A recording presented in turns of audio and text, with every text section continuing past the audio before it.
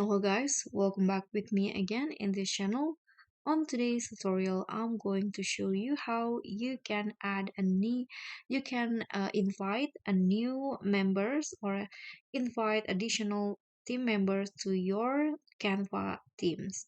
So in here, as you guys can see here, I'm on the Canva themes in here on my company, and to invite someone over into the theme, you can just go to brand here, the brand menu at the left panel, click on brand.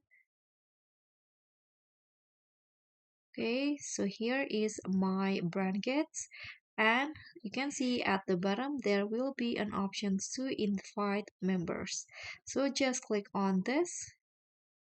Okay, there will be a pop-up like this. So in here you can invite people, and Canva will send the request to my team admin for approval. And once people accept my invite, they can collaborate with me in this design real time. So here what you need to do is just type in the email address. Example here, you can also add more than one in here. And after that, just click on send request, and the invitation will be sent, and you can just wait until they accept your invitation.